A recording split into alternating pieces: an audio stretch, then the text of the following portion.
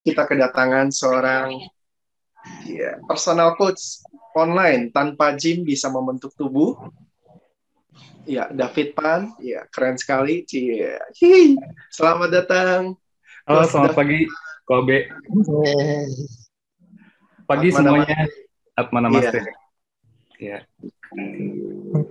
saya izin sharing. Oh ya, sebelumnya perkenalkan saya dulu. Saya David, David Han. Jadi saya ini adalah seorang calisthenics coach. Di sini ada yang pernah belajar calisthenics sebelumnya? Belum. Belum, baru dengar. Baru Google kemarin. Wah, Belum. Jadi ini pun secara baru singkat, Google kemarin, bro. oh ya, jadi secara singkat calisthenics itu sebenarnya olahraga atau olah fisik dengan memanfaatkan berat badan kita sendiri gitu. Tapi nanti di tengah materi saya mau jelasin lebih dalam lagi ya mengenai calisthenics.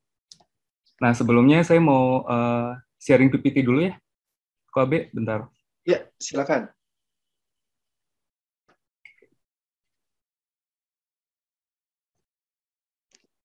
Sudah kelihatan? Udah kelihatan. Oke. Ya selamat pagi semuanya. Tadi saya sudah jelasin saya ini nama saya David Pan. Saya ini Certified Calisthenics Coach and Practitioner. Jadi kesibukan saya sekarang ini ngajar yoga. Jadi murid saya banyak sih di mana-mana gitu. Jadi nggak hanya di dalam kota aja, ada yang di Surabaya, ada yang di Papua juga ada. Nah jadi kemarin kan sempat pandemi tuh. Jadi justru pandemi itu saya sibuknya ngajar online, ngajar calisthenics online gitu.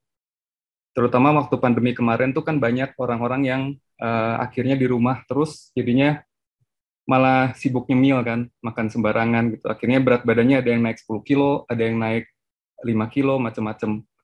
Nah, akhirnya, jadi calisthenics ini tuh banyak keuntungannya, jadi nggak harus punya alat kayak di gym,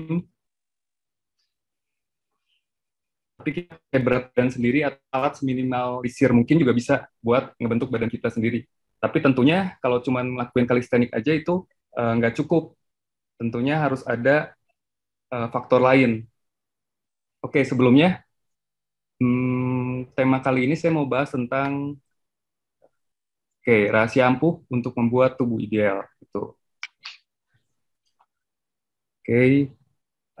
Sebelumnya saya mau tanya dulu nih, apa goal workout di tahun 2022? Ada yang punya goal? Di sini 2022 pengen punya body goal seperti apa gitu? Saya bilangnya goal bukan resolusi, soalnya kalau resolusi biasanya nanti sampai 2022 akhir nggak dikerjain biasanya kalau resolusi. Biasanya 2023 itu resolusinya masih sama itu lagi, tapi nggak dikerja-kerjain gitu. Jadi kalau goal itu menurut saya lebih ada fokus tujuannya gitu.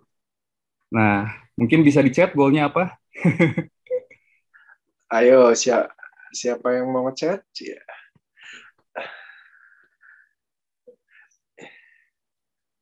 Nah, di sini juga selama pandemi ada yang udah naik berapa kilo nih badannya.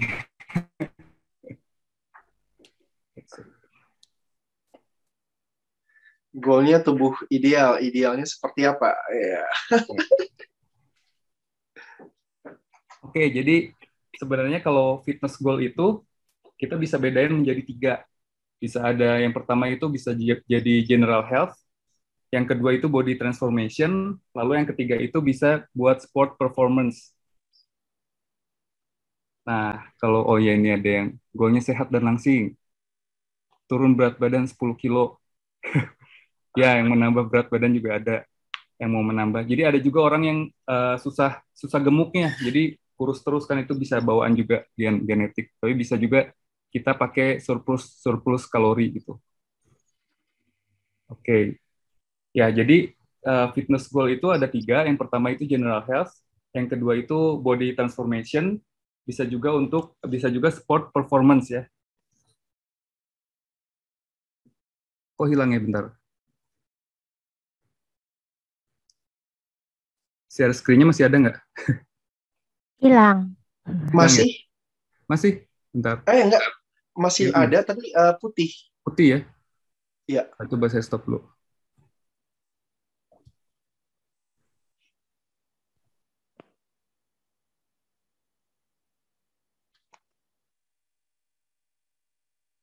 Ya, udah ada. Oke. Nah, jadi kalau misalnya goalnya itu general health, itu biasanya kita bilangnya cuman, oh saya ingin sehat-sehat aja, saya nggak pengen cepet sakit. Terus kalau misalnya ada lagi, saya pengen mempertahankan masa otot saja gitu. Atau enggak saya pengennya pas udah tua nanti geraknya masih bebas, bisa lebih nyaman geraknya. Terus kalau misalnya goalnya body transformation, misalnya punya goal buat foto prewedding, photoshoot, pengen body fatnya turun berapa persen, terus pengen naikin massa ototnya berapa banyak. Terus kalau sport performance itu biasanya ada, misalnya dia fokus di olahraga apa, pengen misalnya di badminton dia pengen pukulannya lebih kencang gitu gitu macam-macam sih. Itu buat sport performance. Oke. Nah, sebelum kita bahas selanjutnya, jadi ada 3 pilar penting yang perlu kita laksanain buat mencapai goal kita masing-masing biar goal ini bisa tercapai dengan sempurna, optimal. Jadi 3 pilarnya itu ini. Yang pertama itu, sebenarnya kalau kita mau sehat itu, yang paling penting itu kita bisa menjaga komposisi tubuh kita. Jadi yang menjaga komposisi tubuh kita itu dari 3 pilar ini. Yang pertama ini nutrisi, yang kedua itu workout, yang ketiga itu rest atau istirahat. Nah, kalau misalnya workout tanpa asupan gizi yang optimal dan tidur yang cukup, itu akan semakin sulit untuk teman-teman di sini buat mencapai tujuan. Karena asupan gizinya yang kurang optimal. Jadi semuanya ini saling berhubungan. Terus kalau misalnya nutrisinya, kalau misalnya asupan gizinya baik, tapi tidak diimbangi tidur yang cukup, juga itu sulit untuk mencapai goal masing-masing. Karena ada riset yang mengatakan bahwa tidur yang cukup itu bisa membuat teman-teman tetap konsisten terhadap program workout kita. Terus kalau misalnya di restnya, kalau misalnya hanya tidur, fokusnya hanya tidur dan latihan, tapi nggak fokus di asupan gizi juga, itu juga mempersulit untuk mencapai goal kita masing-masing. Jadi semuanya itu saling berhubungan, nggak bisa berdiri sendiri. Jadi intinya kalau mau mencapai keberhasilan cepat, mencapai cepat goalnya itu harus perhatiin 3 pilar penting ini. Lalu saya mau bahas sedikit tentang energy balance ya. Jadi dulu juga saya sempat gemuk, kok Abe tahu ya, perutnya sempat buncit gitu. Jadi dulu itu saya sempat 1 tahun vegetarian gitu dulu waktu tahun 2019. Nah, terus abis itu saya salahnya itu saya kebanyakan makan di karbohidratnya gitu. Sempat jadi naik berat badannya sempat 10 kilo itu.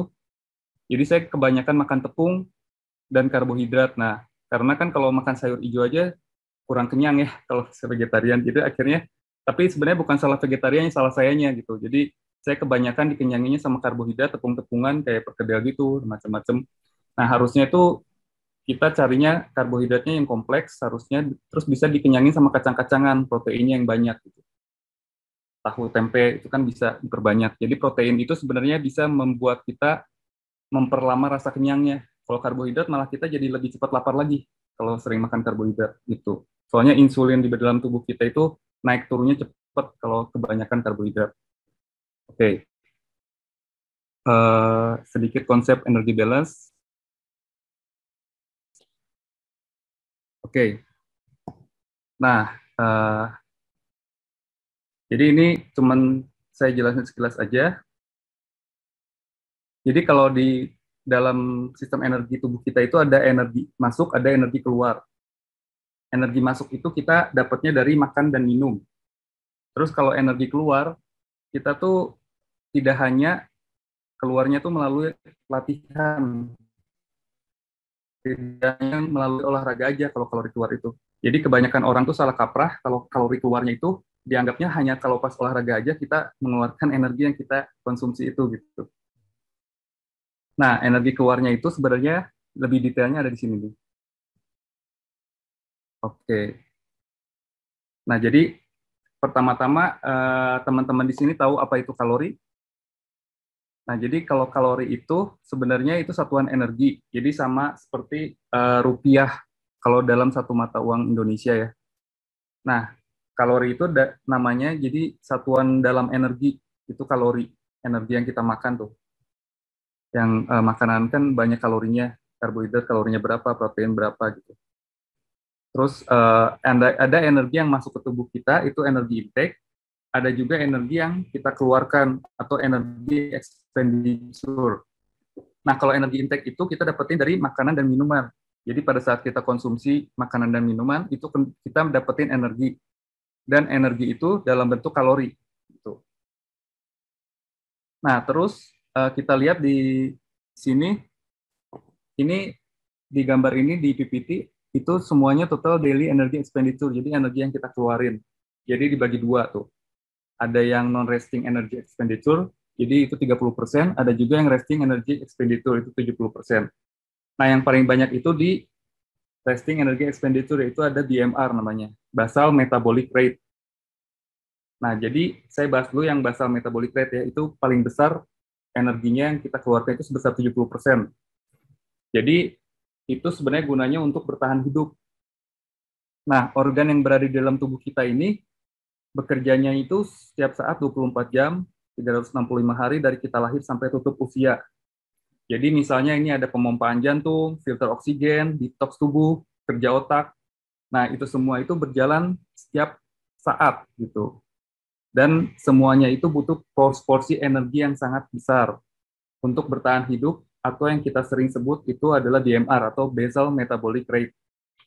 Nah, itu mengambil porsi 70%. Jadi walaupun kita istirahat, organ kita kan tetap bergerak. Itu membutuhkan energi yang besar. Paru-paru kita juga, kita kan tetap bernafas. Kalau misalnya jantungnya nggak bergerak kan kitanya mati gitu. Oke. Nah, jadi kita bisa simpulin di BMR ini itu porsinya paling besar dipakai untuk bertahan hidup.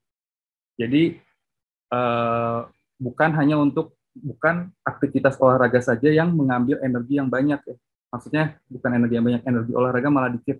Jadi bukan dikeluarkan kalori yang masuk itu bukan hanya dari aktivitas olahraga aja gitu.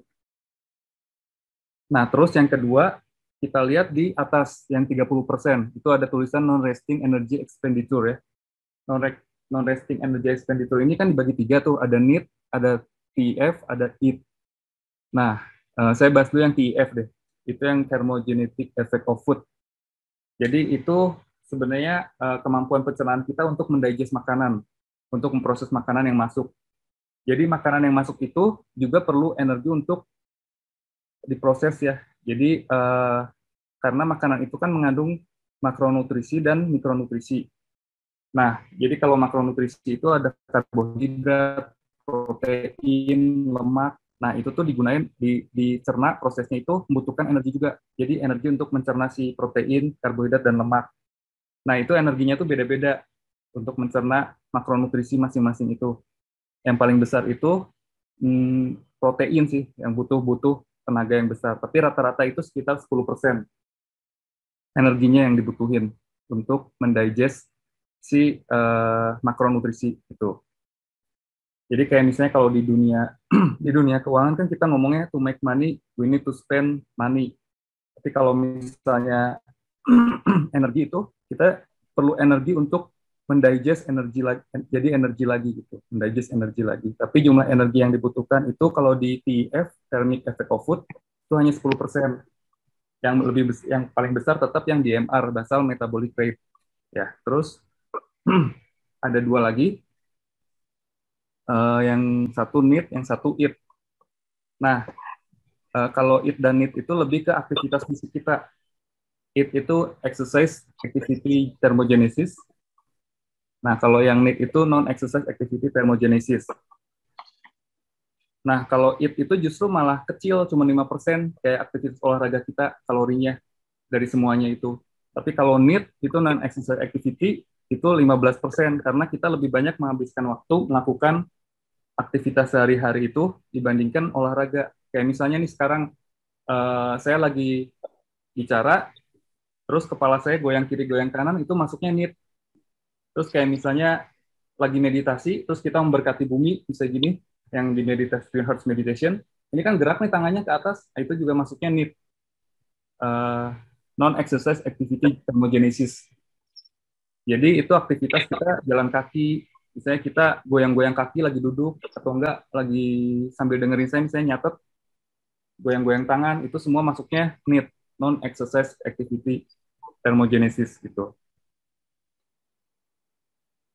Nah, jadi kan banyak orang yang mindsetnya kalau kita olahraga baru kita membakar kalori. Itu sebenarnya kurang tepat.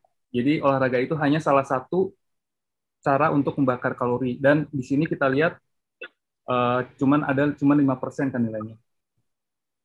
Nah, tapi jadi lebih bagus kalau misalnya meningkatin metabolisme kita, ya BMR-nya kita bisa naikin. Tapi BMR yang naik itu bisa dengan cara olahraga, sehingga kita membuat otot kita dikencangkan. Kalau kita semakin banyak otot, BMR kita semakin naik, semakin tinggi. Jadi otomatis metabolismenya lebih cepat gitu daripada orang yang nggak berotot gitu. Terus cara metabolisme tinggi itu naik itu dan dengan membentuk otot berarti ya? Ya, tapi harus jaga asupan makan juga ya.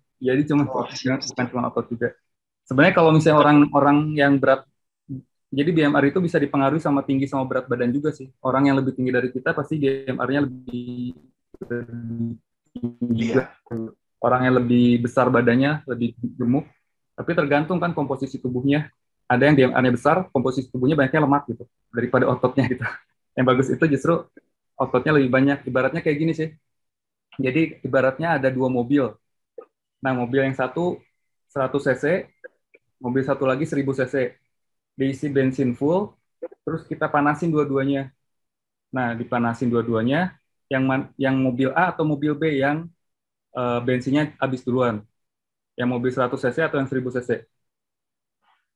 Yang lebih besar cc-nya ya. 1000 cc kan? Nah, jadi ibaratnya kalau otot itu ibaratnya cc mobil. Jadi kayak misalnya kalau yang 100 cc itu kebanyakan bensin malah jadi badannya gemuk gitu. Kalau misalnya 1000 cc itu malah dia lebih boros gitu, makanya banyak tapi nggak gemuk-gemuk gara-gara dia cc-nya gede gitu. Ibaratnya seperti itu sih. Nah, terus jadi keempat variabel ini yang NEAT, TEF, EAT, sama BMR itu tuh menentukan total daily expenditure kita, total energi yang keluar dari badan kita. Terus energi yang masuk itu sifatnya juga ada sifatnya episodik. Jadi yang dimaksud episodik itu pada saat kita makan minum, kita itu kan mendapatkan energi. Terus kalau kita tidak makan ini, kita tidak ada energi yang masuk. Tapi ada beberapa jenis minuman itu yang kalorinya nol, kayak misalnya air putih, teh tawar, itu kalorinya sangat-sangat kecil. Jadi nggak bikin gendut. Jadi kalorinya soalnya nol, nggak ada energinya kalau air putih kan. Mungkin kalau air putihnya udah di blessing mungkin beda ya. Gue baru mau ngomong.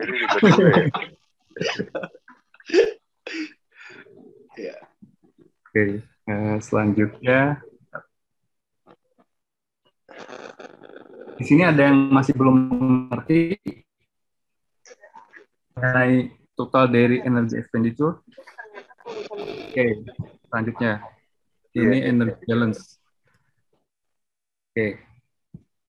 Jadi persamaan energy balance pada waktu kita lihat adanya perubahan kebutuhan energi kita, di situ akan ada perubahan berat badan kita gitu.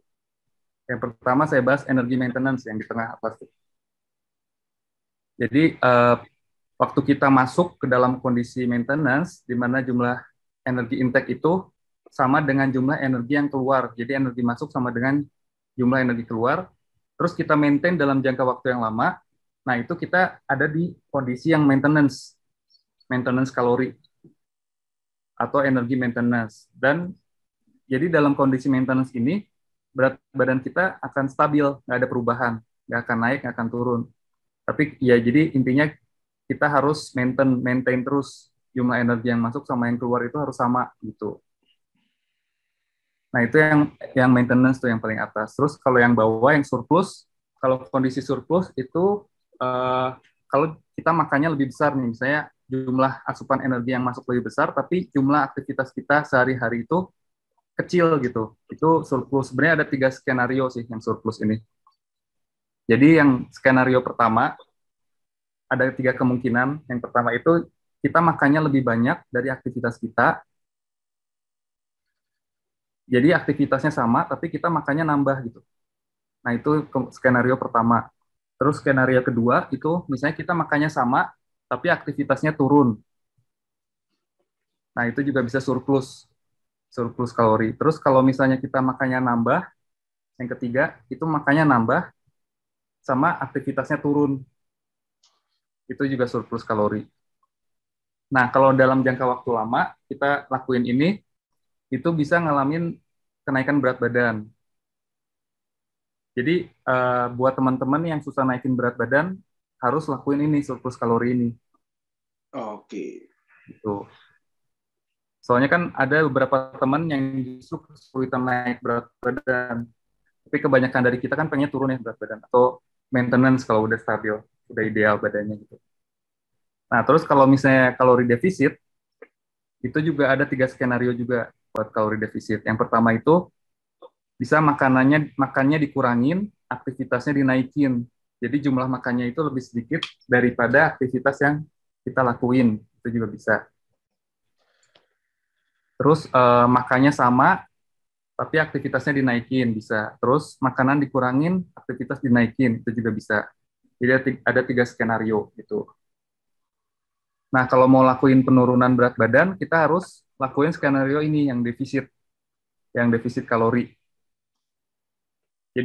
Jadi sifat energy balance ini, tiga-tiganya itu sifatnya fundamental dan nggak bisa diotak-atik.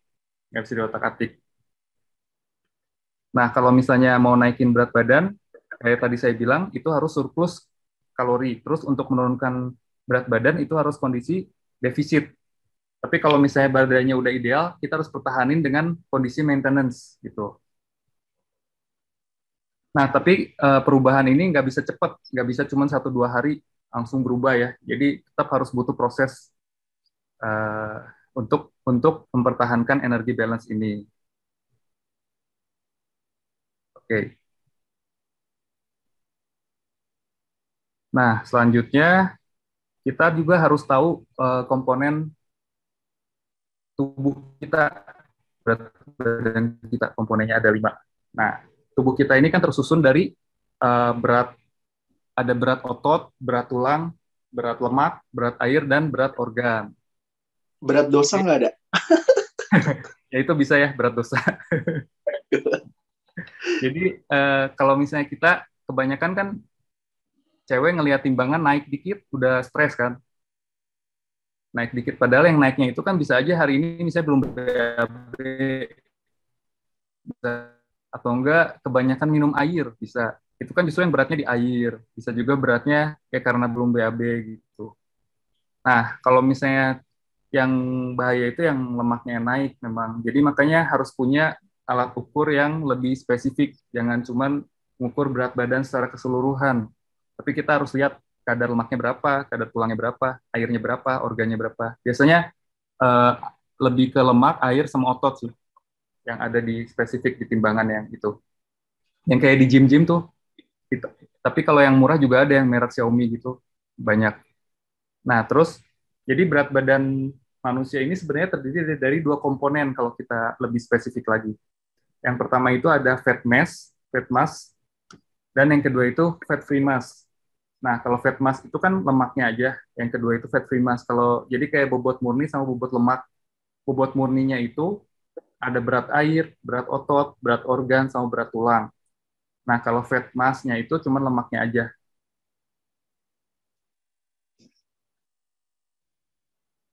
Jadi kalau misalnya di timbangan kita nimbang berat badan itu tuh nggak bukan cuma lemak ya, tapi seluruhnya yang harus dipahami. Jadi kalau misalnya beratnya naik, jangan di timbangan yang buat seluruh badan, ngukurnya itu jangan langsung kaget gitu, beratnya timbangannya naik cuma 200 gram, jangan langsung panik gitu.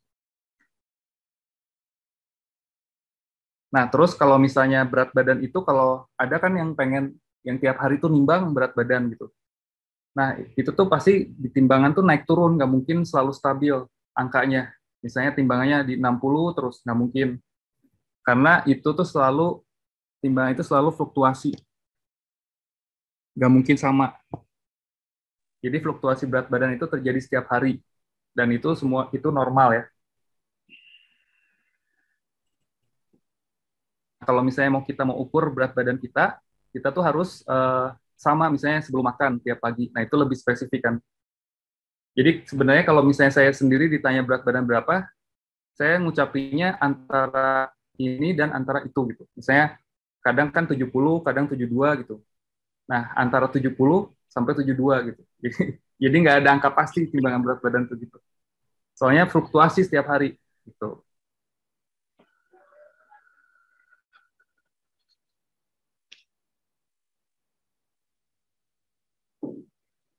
Nah, jadi kalau misalnya kita udah tahu nih berat badan itu kan fluktuasi terus, jadi kita nggak usah stres gitu. Jadi kalau beratnya naik dikit nggak usah stres, turun dikit nggak usah stres. Kalau turun justru senang ya. Kalau naik dikit nggak stres gitu. Oke, selanjutnya.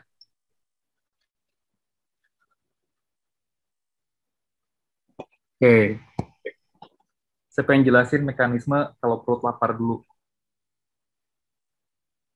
Nah, kalau misalnya perut lapar itu sebenarnya sinyal alami yang diberikan oleh tubuh kita untuk bisa dapetin energi. Jadi sebenarnya tubuh kita ini didesain udah luar biasa gitu.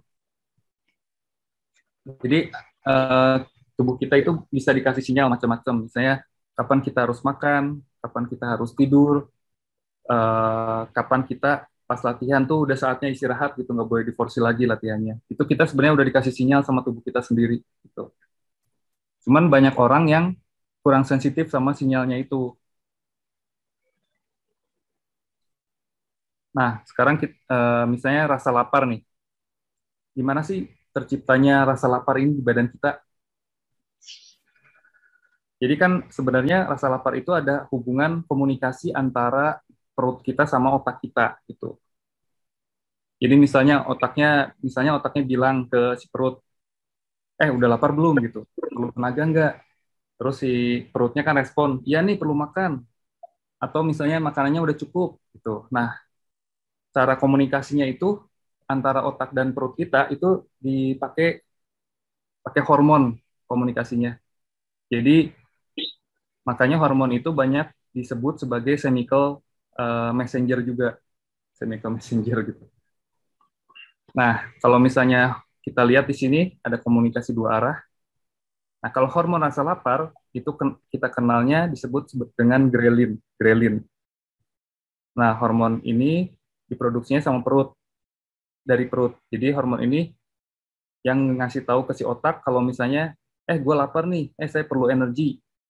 Atau waktunya cari makan nih, cari makan. Nah, itu hormon grelin tugasnya buat ngasih tahu si otak. Gitu. Jadi jadi si perut ini ngasih tahu, memberikan sinyalnya itu via si grelin. Kalau misalnya waktunya untuk makan, atau waktunya energi harus masuk lagi gitu. Nah, si grelin ini diciptainya tuh waktu perut mulai kosong.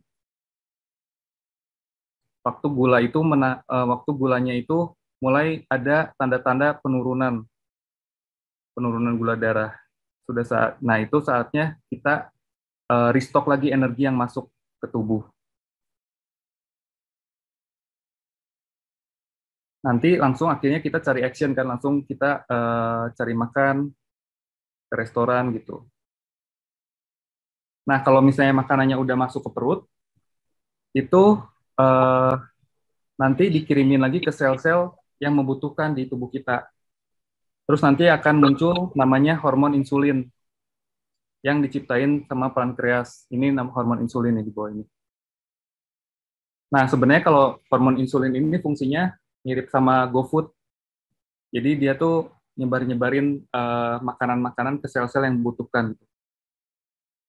Nganterin makanan ke tujuan ke sel-sel yang butuh energi itu. Terus nanti sisanya itu disimpan di liver kita dalam bentuk glikogen. Terus ke massa otot kita juga, dari kalau liver udah penuh ke massa otot juga. Terus akhirnya kalau misalnya kuotanya udah penuh, akhirnya jadi lemak gitu. Makanya kita perlu ada hubungannya kenapa kita perlu latihan pengencangan otot Soalnya kalau misalnya liver kan nggak mungkin kita gedein kan kapasitas untuk penyimpanan energinya. Nah, jadi kalau otot masih bisa digedein untuk kapasitas penyimpanan si gulanya itu, glikogennya itu. Jadi makanya kalau otot kita lebih banyak, otomatis penyimpanan gula kita lebih banyak juga, kayak gudangnya. Kayak ibaratnya liver itu gudang lokal, kalau otot itu, ya otot dan liver gudang lokal, gudang pusatnya itu lemak gitu. Jadi kalau misalnya dua-duanya udah full, jadinya lemak gitu. Kalau misalnya gudang lokalnya kapasitasnya lebih banyak kan, otomatis nggak langsung jadi lemak kan, langsung masih ditaruh di gudang lokal dulu, kayak gitu.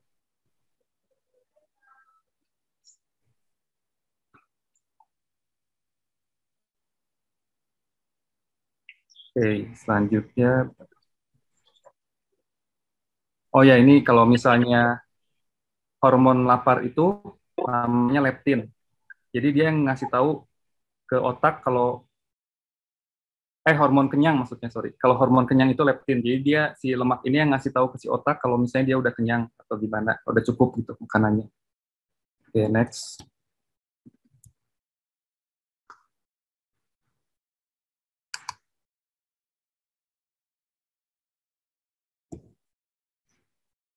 Oke, ini sekarang kita masuk ke yang pertama, itu nutrisi. Jadi kan tadi ada 3 pilar yang penting ya. Yang pertama itu nutrisi, yang kedua itu workout, ketiga itu rest.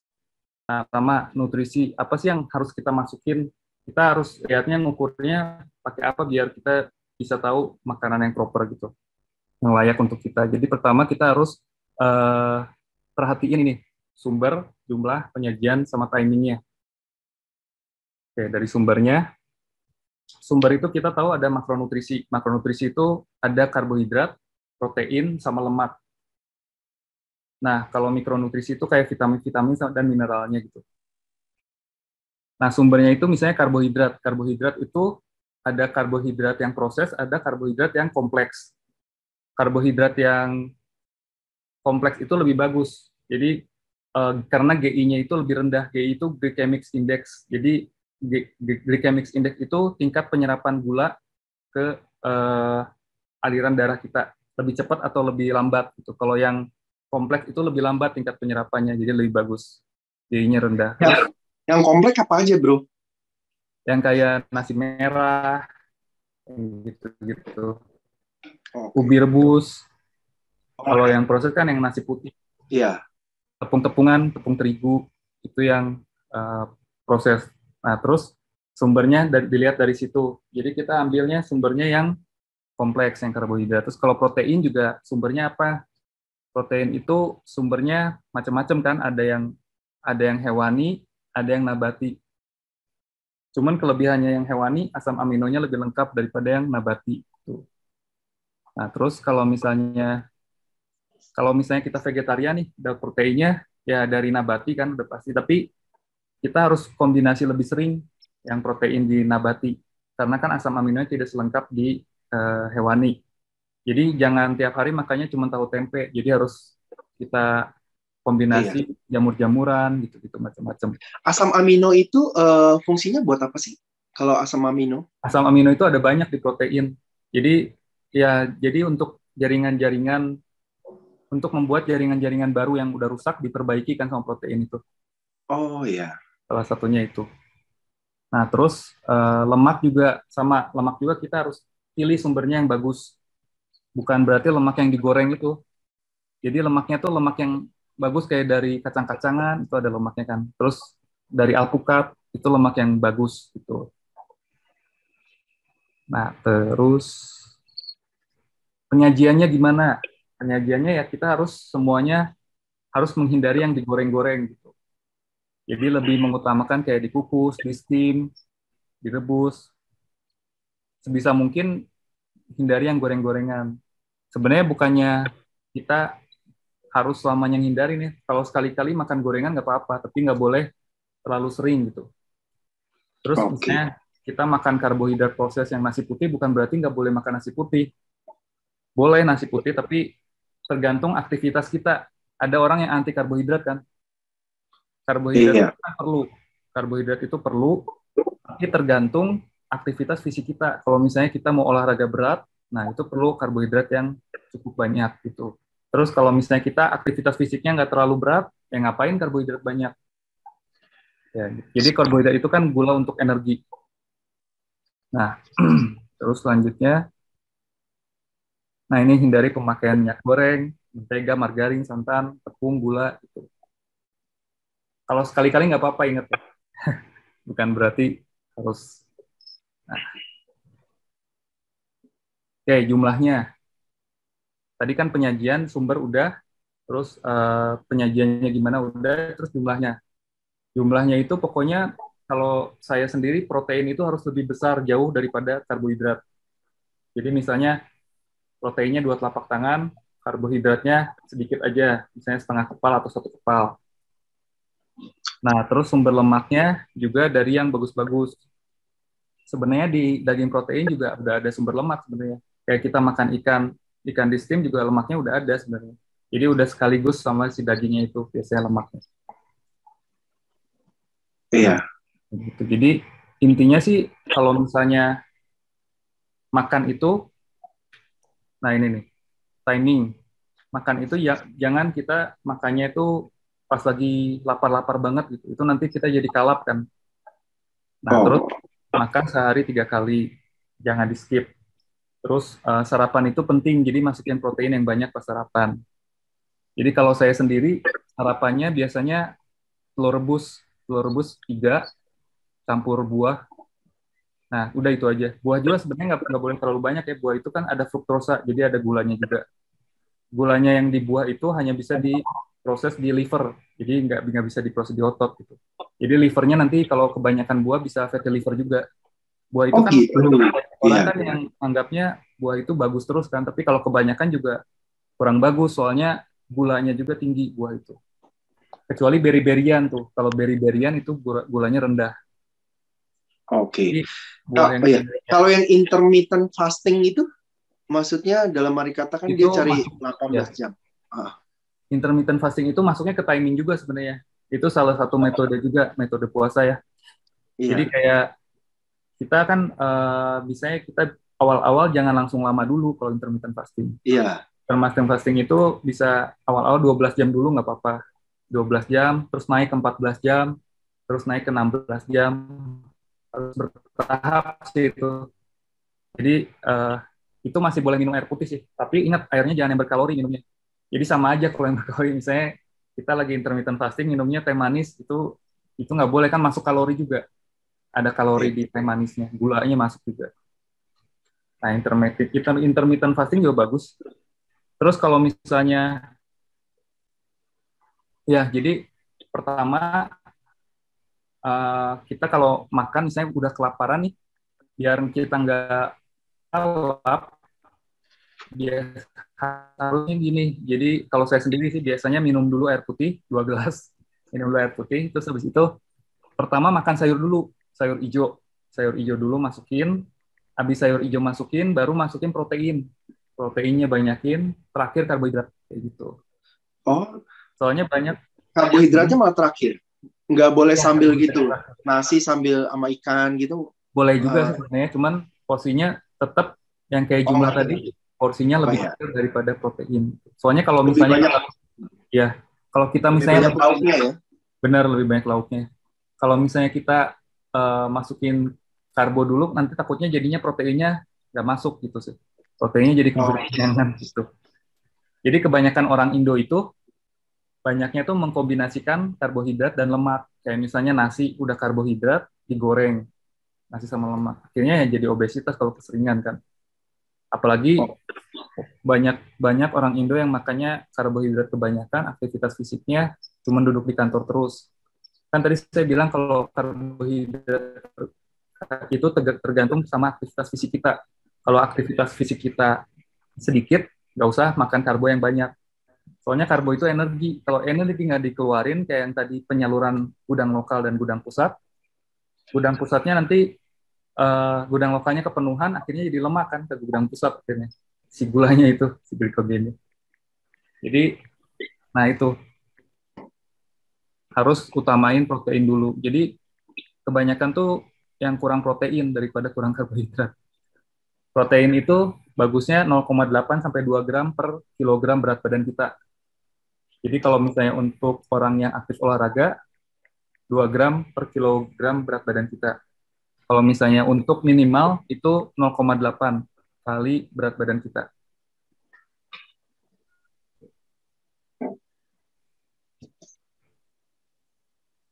Nah, selain dari nutrisi, kita juga harus punya jadwal rutin untuk melakukan aktivitas fisik. Nah, sekarang saya mau jelasin tentang calisthenics. Oh, yang tadi ada pertanyaan nggak? Nah, intermittent fasting itu fungsinya apa? Terus ada efek sampingnya nggak? Kayak gitu, ada pertanyaan dari Yvonne. Kalau sebenarnya sih, kalau saya sendiri nih, ini kan saya cuma sharing ya. Saya sendiri bukan nutrisionis sebenarnya. Jadi cuma sharing aja mengenai nutrisi basicnya. Nah, kalau masalah intermittent fasting, kalau lebih dalam sih saya kurang paham nih kalau intermittent fasting. Cuman kalau cara ngelakuin intermittent fastingnya saya ngerti. Cuman kalau misalnya efek samping kayak gitunya saya masih belum ngerti sih intermittent fasting. Oh iya, thank you. Iya, iya, thank you. Soalnya ada juga yang macam-macam sih. Ada yang waktu itu ada yang kena lambung juga ada. Tapi saya itu mungkin ada yang sebelum ini kan udah pernah itu ya, ada yang bawain intermittent fasting. Iya. David ini lebih ke workout-nya, Ya, lebih ke jagonya. workout. Ya. Jadi Lebih saya ke di sini workout-nya dan ya. jadi cuman jelasin tentang 3 pilar. Jadi menurut saya maksudnya kalau misalnya ngikutin workout aja itu nggak berhasil kalau tanpa bantuan nutrisi. Makanya saya jelasin sekilas Iya. nutrisinya kayak gitu. Oke, sekarang saya jelasin tentang calisthenics. Nah, calisthenics itu di sini belum ada yang pernah belajar calisthenics ya? Ada yang udah pernah belajar? Belum. Iya. Nah, jadi calisthenics itu metode olah fisik atau olahraga dengan menggunakan berat badan praktisinya sendiri. Atau berat badan kita sendiri. Jadi biasanya kalau dengar istilah calisthenics itu yang kebayang di pikiran kita itu ada orang-orang yang ngelakuin gerakannya aneh-aneh gitu. Terus kadang-kadang kalau kita ngebahas calisthenics itu nama lainnya itu street workout ya. Yang kebayang di pikiran kita itu ada komunitasnya. Terus tapi sebenarnya calisthenics itu bukan yang sesuatu yang wah gitu ya. Nggak harus di komunitas. Malam mau aku gantiin aku lap dulu pakai tisu basah. Ini kayak gue. Oke. Ya. Nah, jadi sebenarnya calisthenics itu nggak harus di komunitas, jadi kita juga bisa ngelakuin sendiri di rumah. Nah, jadi kayak misalnya teman-teman di sini yang dulu pernah push up, pernah lakuin plank, itu juga semua calisthenics. Kayak plank, push up. Mungkin di SMA, di SMP juga di pelajaran olahraga suka disuruh push up atau plank kan, macam-macam. Ada yang pernah ngelakuinnya juga kan pasti. Terus kalau misalnya kita udah pernah ngelakuin itu sebelumnya ya berarti kita udah pernah ngelakuin calisthenics gitu, kayak push up gitu. Nah, calisthenics sendiri itu sebenarnya berasal dari Yunani. Nah, bahasanya itu jadi dari kalos artinya beautiful atau indah, stenos itu kekuatan. Jadi semua gerakan calisthenics itu memadukan kedua elemen ini, keindahan sama kekuatan. Nah, jadi kalau misalnya banyak banget gerakan calisthenics yang mengkombinasikan kedua elemen ini. Misalnya tuh handstand, yang tangan di bawah kaki di atas, itu buat yang advance tapi ya. Sebenarnya kalau yang basicnya push up juga bisa, itu calisthenics juga. Terus front lever macam-macam kayak gini gerakannya. Back lever, front lever, planche itu yang kanan tuh. Nah, terus abis itu ya ini kayak human flag. Ada yang pernah lihat ini sebelumnya? Oke. Jadi kalau misalnya kita tarik sejarahnya itu, tarik ke belakang waktu Persia melintasi Yunani, ada yang pernah nonton film ini, 300? Belum. Nggak tahu. Jadi ada dulu sumber yang mengatakan bahwa mata-mata Persia itu ngelihat pasukan Sparta yang ada di Yunani itu, dia tuh latihannya kalistenik karena kan zaman dulu itu nggak ada gym ya, jadi semuanya latihannya pakai bar, pakai pull up bar, macam-macam, pakai berat badan sendiri. Nah, seiring berkembangnya waktu, nah ini latihan zaman dulunya kayak gini. Terus seiring berkembangnya waktu itu kan gym-gym mulai bermunculan, terus metode latihan kalistenik tuh dianggap kurang efektif untuk membentuk tubuh gitu. Karena kan gym alatnya bebannya bisa diatur lebih tinggi kan. Tapi walaupun begitu, banyak bela diri yang belajar bela diri pasti masih ada melibatkan kalisteniknya. Kayak teman-teman yang pernah belajar karate, kungfu, taekwondo itu masih ada gerakan fisik untuk melatih fisik kalisteniknya. Jadi kayak ngelakuin push up, pull up masih. Dan juga kalau misalnya di kemiliteran juga ada kayak polisi atau tentara-tentara itu kan ditesnya pakai kalistenik semua. Ada push up, ada pull up, ada sit up gitu, macam-macam. Nah, jadi waktu tahun 2000 awal, nama calisthenics itu tuh mulai muncul lagi tuh, mulai tenar lagi.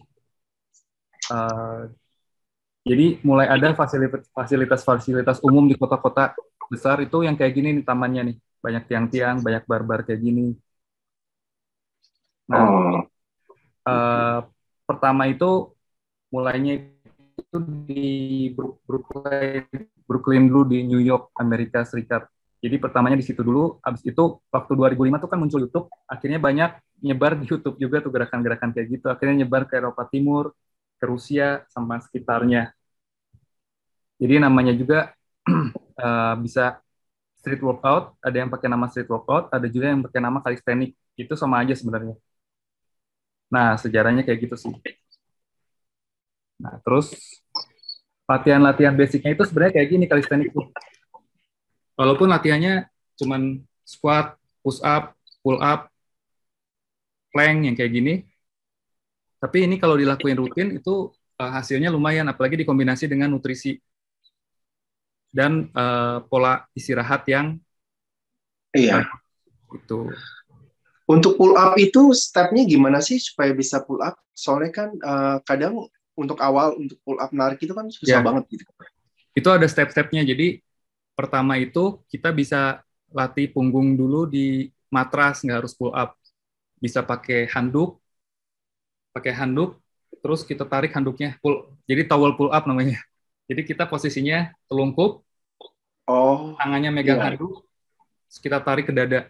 Pertama kayak gitu dulu bisa. Terus bisa juga leg assisted pull up.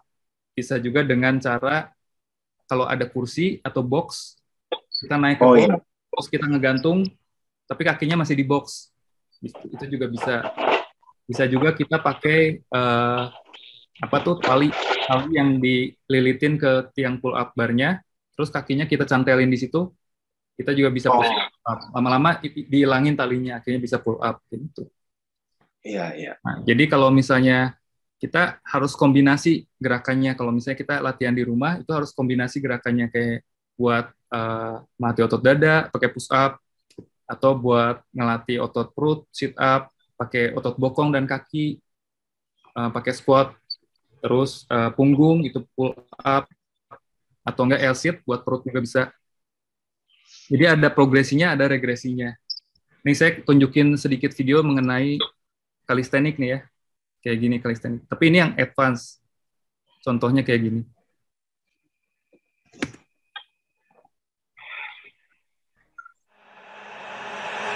What happened? What happened? What happened? What happened? What happened? What happened? What happened? What happened? What happened?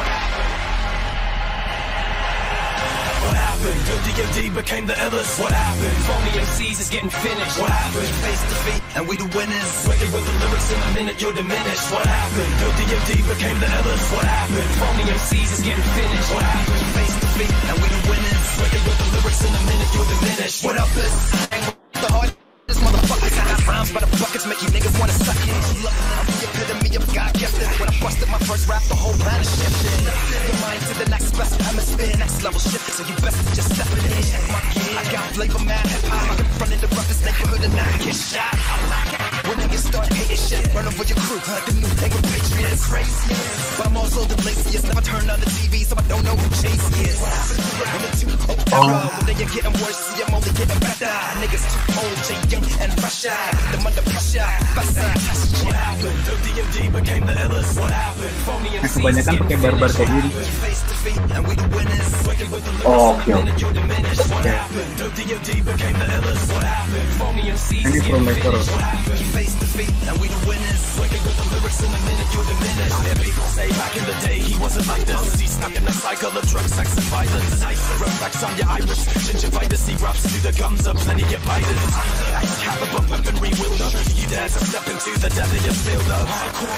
We laugh at your idols. Fuck your advice, I walk the path of the I kill MCs regardless of which route I drop. On top of the corpses, we climb to the top.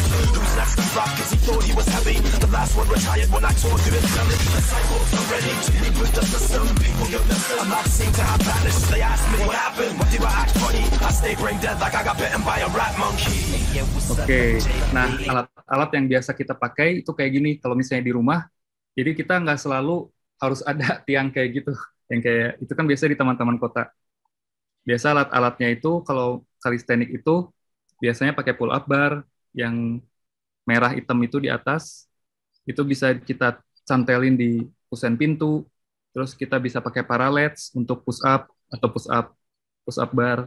Terus ada juga pakai weighted belt. Weighted belt itu kalau misalnya kita pull up, tapi kita udah merasa terlalu ringan gitu pakai berat badan sendiri. Kita bisa tambahin pakai beban juga digantungin di pinggang kita. Atau weighted vest yang kiri itu rompi ditaruh besi-besi gitu di rompinya. Jadi tambah berat. Nah, terus kalau untuk latihan pertama-tama buat pull up itu bisa pakai yang ini nih, yang hijau ini nih. Buat pakai tali itu digantung, kita bisa mulai latihan pull up pakai bantuan resistance band namanya. Terus yang kuning ini buat latihan dips. Itu buat melatih dada juga. Jadi kayak yang di bawah ini nih, yang di bawah orang squat. Nah, jadi latihannya tuh simple kayak gitu. Oke. Tapi kalau yang video tadi itu buat yang advance ya. Untuk kita awal-awal sih sebenarnya cukup kayak latihan push up, sit up. Tapi kita harus bagi-bagi juga waktunya. Jadi nggak boleh setiap hari olahraga itu. Jadi harus butuh waktu rest juga. Restnya itu misalnya kita olahraga seminggu 3 kali. Jadi kalau misalnya tiap hari itu malah kurang bagus buat badan kita, malah stamina kita nanti malah makin turun. Karena waktu kita olahraga, itu otot kita tuh dirusak. Nah, kita perlu rest itu supaya otot kita ada proses recovery. Ada proses recovery. Jadinya otot itu akan membentuk jaringan baru, membentuk otot yang lebih kuat lagi buat ngelakuin olahraga selanjutnya. Kayak gitu. Akhirnya kita makin stamina-nya makin tambah bagus gitu. Oke, sampai situ presentasi saya. Ada pertanyaan? Ya, silakan yang mau bertanya. Oh, kalau Oke, TRX itu suspension gitu, jadi kayak pakai tali digantung, itu masuk calisthenics juga gitu. Iya. Nah, paling penting lah ini yang perut buncit tadi ada yang nanya. Nah, gimana supaya perut buncit bisa rata? Nah, silakan. Oh, Mas David. jadi itu tuh sebenarnya gini nih, kalau misalnya kita lihat di sosial media atau di internet gitu kan, ada tips-tips dari influencer misalnya, cara mengecilkan tangan, cara mengecilkan kaki. Itu sebenarnya nggak bisa kita satu-satu gitu, kaki harus dikecilin, tangan harus dikecilin, tapi kita harus kombinasi sebenarnya. Nggak bisa cuman perut mau dikecilin, kita latihan perut terus. Nggak bisa. Jadi caranya untuk mengecilkan perut, pertama itu harus dari nutrisi juga, kayak tadi, sumber, penyajian, jumlah, dan waktu. Itu harus sesuai. Jadi pertama nutrisinya, makanannya jangan surplus, tapi harus defisit kalori. Terus kedua, workout. Workoutnya itu kita kombinasi. Jadi kita buat program nih misalnya. seminggu mau berapa kali frekuensinya latihan.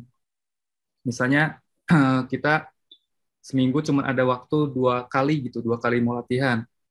Nah, kita bisa hari pertama kita bisa latih upper body dulu.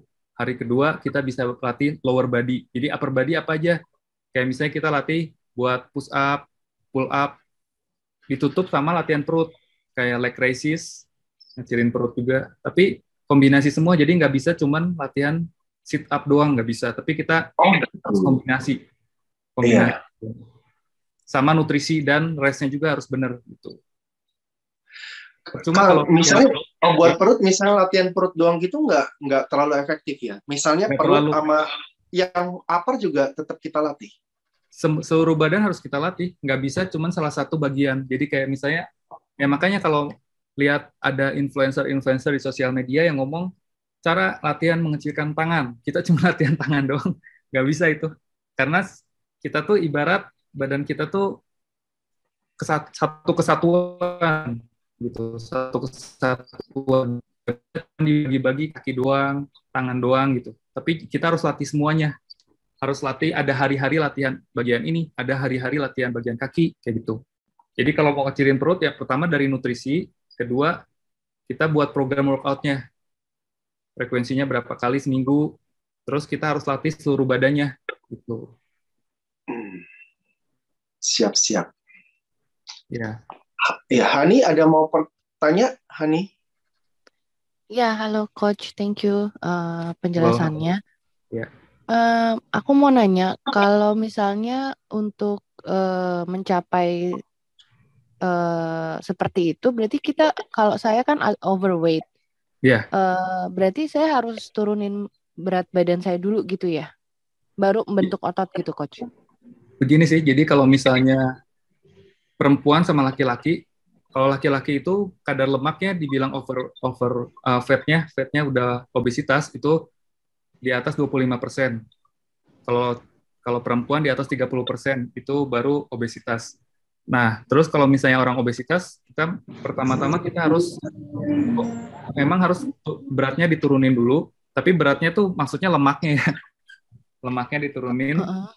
Jadi dengan cara biasanya harus kardio dulu. Kardionya itu yang bagus. Tuh kayak jogging gitu ya, Coach? Ya, kardio itu kayak macam-macam. Ada berenang, sepeda, treadmill, itu kardio.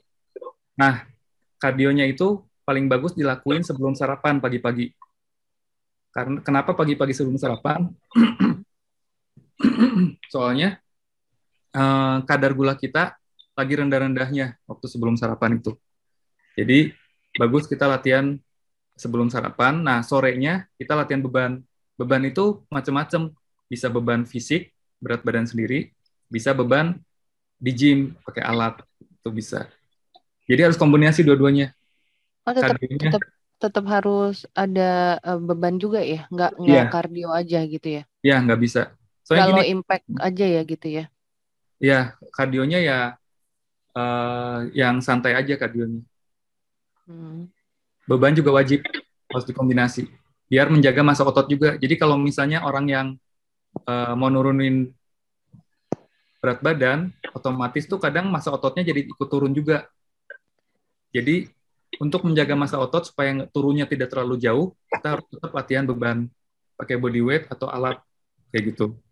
Kalau untuk olahraga sendiri, Coach, itu ada untuk pembakaran yang maksimal itu ada kriterianya nggak sih, Coach? Maksudnya kalau mau lari, jogging itu sebaiknya ada. Gimana? Nah, itu harus ada datanya. Jadi saya harus punya datanya kayak umurnya.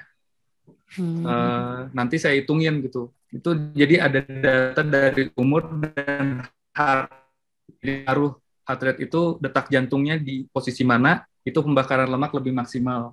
Nah, jadi kebanyakan orang Indonesia itu selalu mengagung-agung. Kalau misalnya ditanya olahraga yang kamu suka, berenang, lari, sepeda, semuanya itu kardio.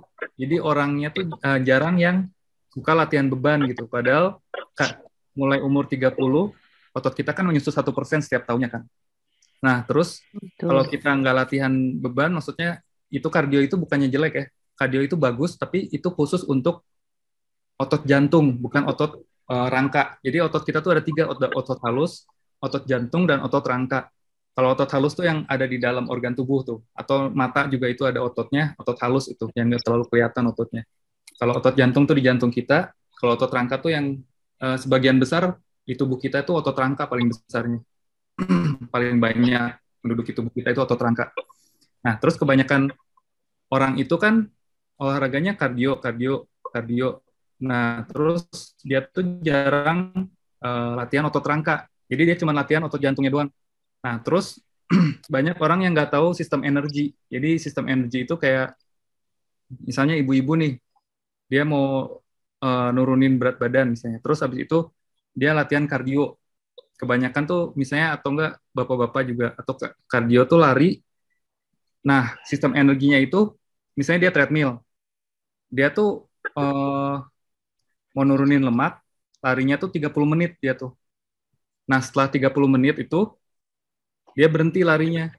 Langsung dia udah ngumpul-ngumpul lagi di restoran, misalnya makan sama temennya di bubur ayam, nasi kuning, gitu-gitu.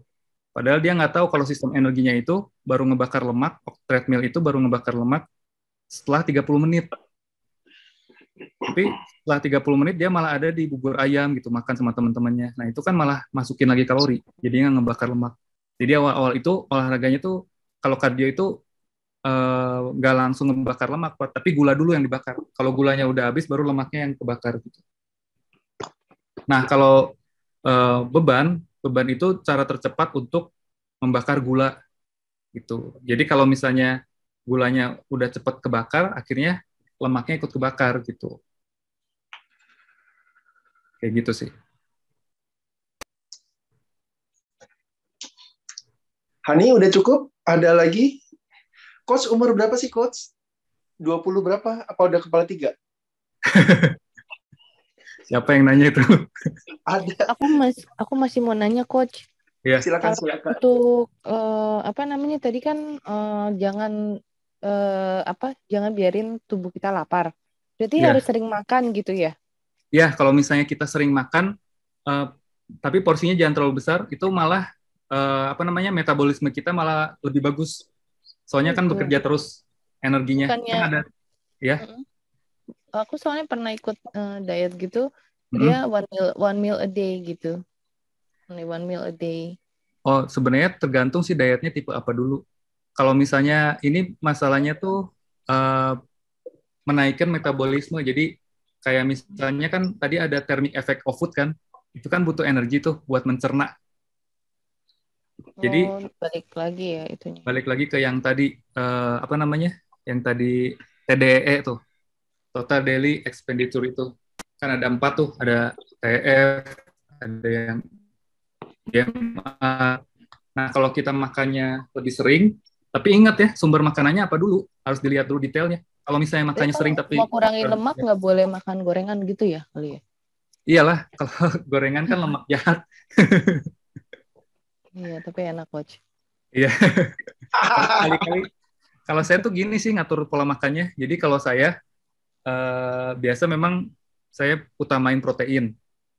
Terus kalau misalnya, bukan berarti saya nggak boleh makan kayak gorengan gitu ya. Jadi saya sediain hari untuk cheatingnya. Tahu tempe gitu. Ya, jadi okay. Gini, sistem yang saya gunain itu 80-20. Jadi 80-20 ini bisa dipakai buat seminggu, bisa juga dipakai untuk harian. Jadi kayak misalnya nih, saya 80% itu makannya bersih, 20% makan bebas di hari ini misalnya bisa. Atau per minggu juga bisa. Sediain hari Sabtu Minggu untuk makan bebas, tapi jangan kalap, ingat. Jadi 20% doang untuk makan bebas, 80% makan bersih. Kayak gitu. Jadi kita nggak usah terlalu strict, harus makan bersih setiap saat. Gitu. Tapi kalau memang memang nggak ada nafsu untuk makan bebas, ya udah makan bersih terus aja gitu. Oke, kalau untuk olahraga sendiri itu harus ada libur atau sebaiknya setiap hari, Coach? Nggak boleh setiap hari. Jadi harus ada libur. Harus ada libur. Karena kalau setiap hari itu, jadi tuh kurvanya tuh kayak gini. Kayak kita lagi kurva homeostatis itu, kurva stabil, kita lagi di homeostatis. Nah, kita olahraga tuh otot dirusak, jaringan ototnya dirusak. Olahraga itu bukan membentuk otot, tapi merusak otot. Yang membentuk otot itu pada saat kita istirahat. Jadi waktu kita istirahat, badan kita itu recovery, membentuk jaringan otot yang baru, maka itu pas besoknya lagi sesudah istirahat, otot kita lebih kuat dari sebelumnya. Kalau misalnya kita nggak ada waktu istirahat, waktu kita nggak ada untuk recovery, memulihkan jaringan otot yang lama. Jadi udah dirusak lagi, turun lagi terus, turun. Akhirnya kita nggak ada kemajuan kayak gitu. Jadi seminggu itu baiknya olahraganya berapa kali, Coach? Tergantung waktu masing-masing. Jadi kayak ada yang sibuk, cuman bisa seminggu 2 kali, ya nggak apa-apa, daripada nggak olahraga dalam seminggu. Tapi yang bagus itu sebenarnya minimal 3 kali seminggu. Minimal. Yang paling yang standarnya. Minimal seminggu 3 kali. Kayak gitu. Tapi untuk awal-awal nih, daripada seminggu sekalipun nggak ada yang waktu buat olahraga, ya seminggu 2 kali nggak apa-apa. Oke. Tapi nanti meningkat sesuai dengan progresnya masing-masing. Oke, Coach. Thank you ya. Yeah, thank you. Nah, terus kalau misalnya otot kita tuh kan mulai umur 30 tuh sebagian besar yang nggak ada aktivitas fisik tuh akan menyusut 1% setiap tahunnya tuh. Jadi bayangin kalau kita udah umur 50, itu udah jarang latihan otot rangka, hanya latihan otot jantung, otot kardio, itu kan udah menyusutnya sekitar berapa persen tuh? Udah 20% udah menyusut kan. Dan fungsinya pun bisa 3% atau 2% dari itu. Nah, makanya kita harus kombinasi. Kalau misalnya nggak salah sepedahan atau apa, tapi kita harus kombinasi dengan latihan kekuatan atau latihan beban. Jadi sebenarnya latihan kekuatan itu untuk mendukung aktivitas gitu. Mau misalnya sepedahan, kita latihan dengan latihan kekuatan, otomatis kakinya jadi lebih kuat gitu. Luar biasa nih Coach sharingnya. Thank you. Mau tanya boleh nggak nih? Boleh. Nanya umur ya, Cak Ivon ya? Enggak, udah kelihatan muda kok. Ini ganteng lagi. Ganteng sehat. Ini yang idola aku nih sebenarnya. Cuman ya lebih muda sih. Lebih muda jadi susah deh. Next aja nanti. Ini mau nanya, kalau untuk sehat, kan tadi sehat otot, sehat jantung, sehat bla bla gitu. Kalau untuk sehat spesifik ke bagian memori otak, brain gitu, kira-kira sama mata ya, gerakan apa sih gitu loh, supaya kan kita kalau kenapa otak itu suka cepet lupa atau gimana, terus atau kurang pinter gitu kali ya, gimana tuh supaya ada olahraganya kalau sejak dini gitu kan, lo teenager kalau gitu kan sampai udah tua pun masih nggak pikun gitu loh. Iya. Sebenarnya kalau olahraga fisik itu nyambung ke otak. Jadi ada hubungannya. Makanya kalau orang stroke yang baru sembuh kan dia belajar cengkeram gerakan lagi. Karena olahraga itu bisa buat kita nggak cepat pikun juga gitu. Sama. Jadi yang penting ada gerakan fisik. Gerak fisiknya. Nah itu jadi menstimulasi otak juga gerakan fisik itu. Jadi kalori yang ngebakar paling besar itu di badan kita itu ada 2. Otak dan otot. Itu yang hambur kalori gitu. Oh, oke. Iya, kalau ya soalnya ada gerakan yang pegang kuping itu yang squat gitu turun apa? Itu kayaknya untuk brain super brain itu power bagus juga kan? gitu. Iya katanya. Super brain yoga kan, gitu kan? Iya, super brain yoga itu.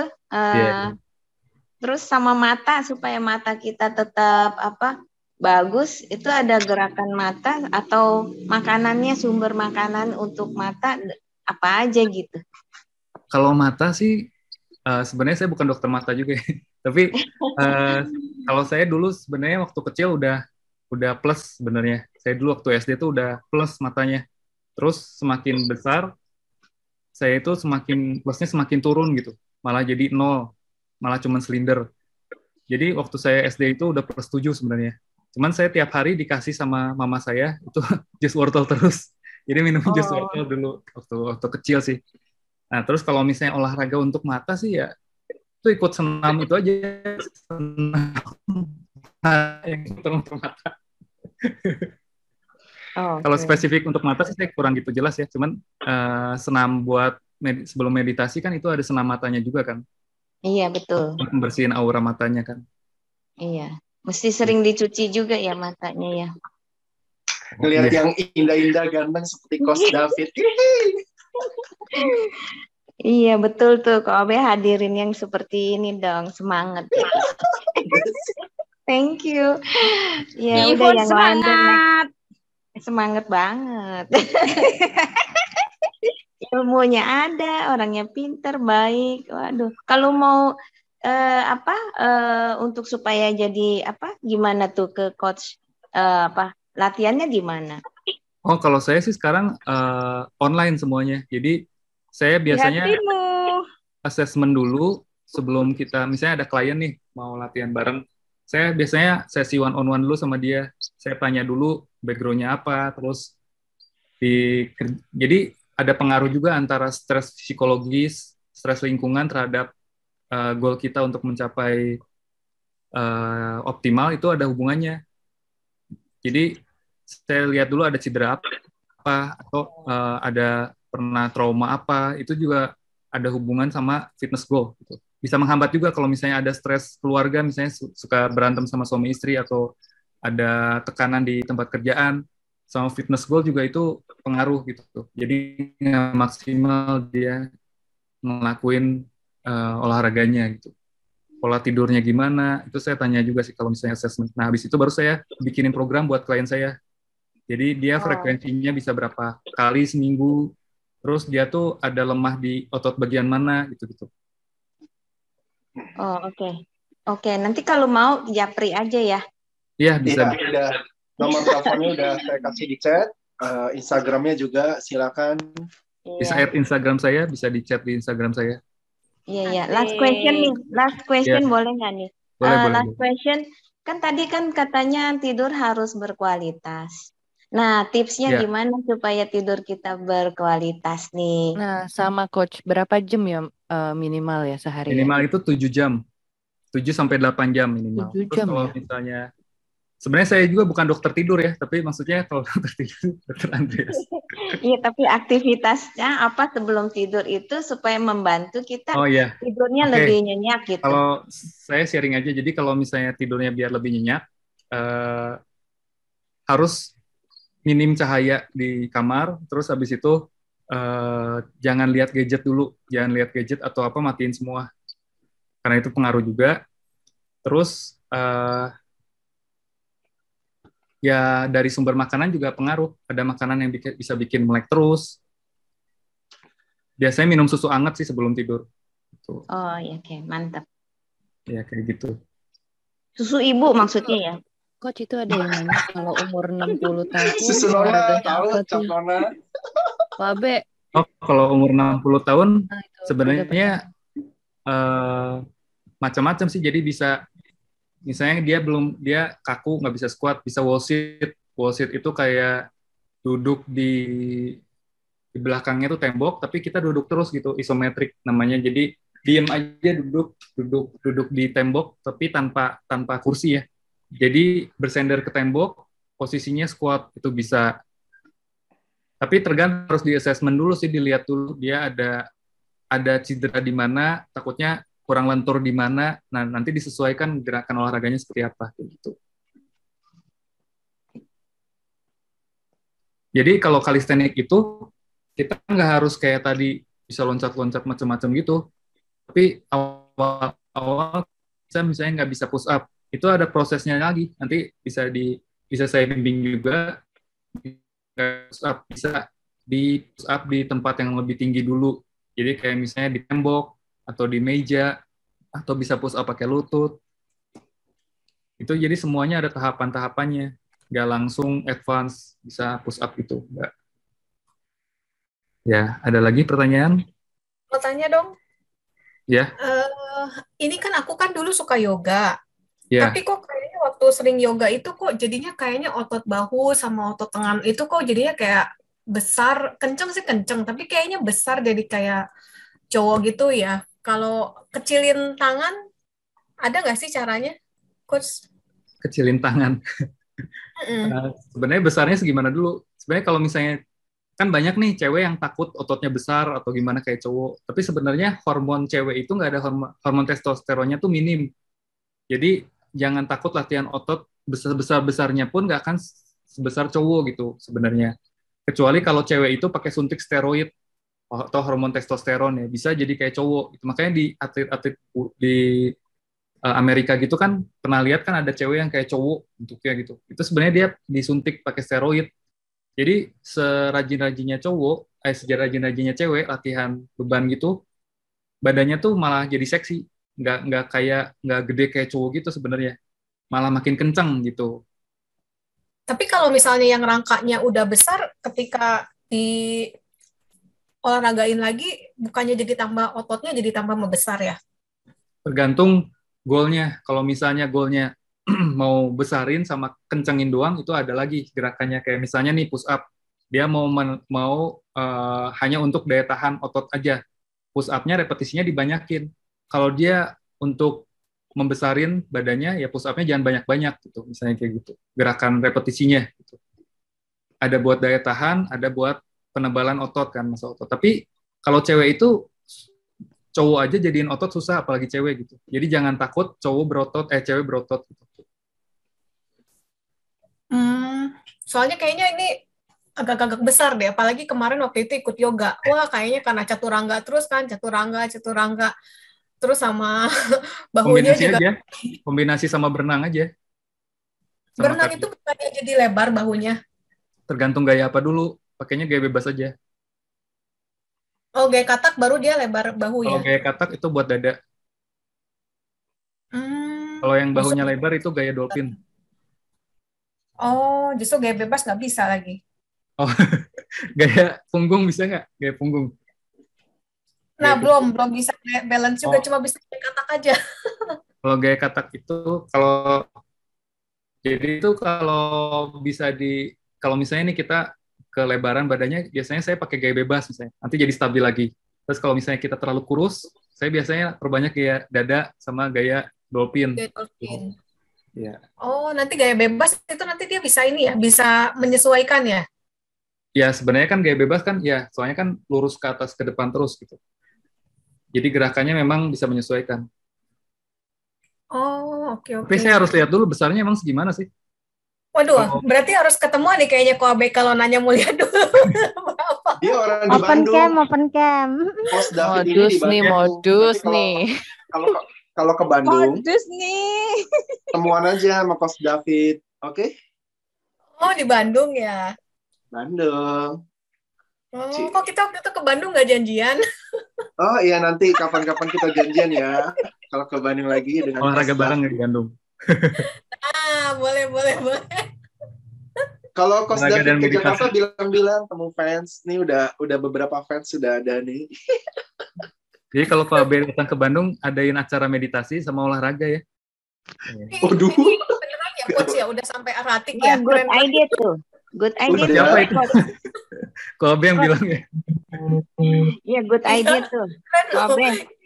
Ini salah satu coach olahraga yang keren nih, yang balance ya, hidupnya balance antara olahraga dan spiritual.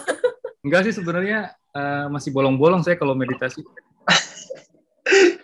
Fit, ditutup formal aja. 1-2 kalimat terakhir untuk yang tentang ini membentuk tubuh ideal. Nanti baru kita ngobrol-ngobrol lebih bebas, boleh. Silakan. Ya, jadi terima kasih semuanya udah sempetin hadir di presentasi saya kali ini. Jadi intinya sih sebenarnya kesimpulannya kalau kita mau optimal mencapai goal kita, itu memang harus balance antara nutrisi, exercise, dan istirahatnya. Terutama 3 itu sebenarnya intinya. Nah, terus kita harus anggap olahraga itu kayak sikat gigi gitu. Jadi jangan dijadiin beban. Kalau kita sikat gigi kan kita nggak ada, maksudnya kan banyak orang kita posting lagi olahraga dipuji kan, waduh rajin nih gitu olahraga gitu. Cuman kalau orang kita rajin sikat gigi kan nggak ada yang muji kan. Jadi sebaiknya anggap olahraga itu kayak mandi atau kayak sikat gigi gitu. Jadi nggak perlu, jangan dianggap kalau olahraga itu sebagai hukuman. Kalau kita udah makan banyak harus dibakar dengan olahraga, bukan gitu. Tapi kita balikin konsepnya. Oke, kita mau makan banyak, wah ini makanan ini energinya itu buat nanti kita bisa olahraga lebih berat lagi, lebih rutin lagi gitu. Jadi energi makanan itu jadi olahraga itu bukan jadi hukuman gitu. Gara-gara kita makan banyak, hukumannya olahraga. Jangan gitu mindsetnya ya. Tapi kita boleh makan banyak. Wah, ini energi makanan ini buat kita olahraga lebih rajin lagi, bisa olahraga lebih intensitas tinggi lagi gitu. Nah, oke, penutupnya itu aja. Jadi mindsetnya harus dibenerin juga. Jangan cuman ngelakuin gerakannya doang. Terus harus punya jadwal yang rutin olahraga. Seminggu misalnya 3 kali atau 2 kali. Anggap olahraga kayak sikat gigi gitu. Oke, itu. Terima kasih. Thank you, Coach David. Terima kasih untuk mengisi waktu sharing gratitude ini. Terima kasih, Kobe.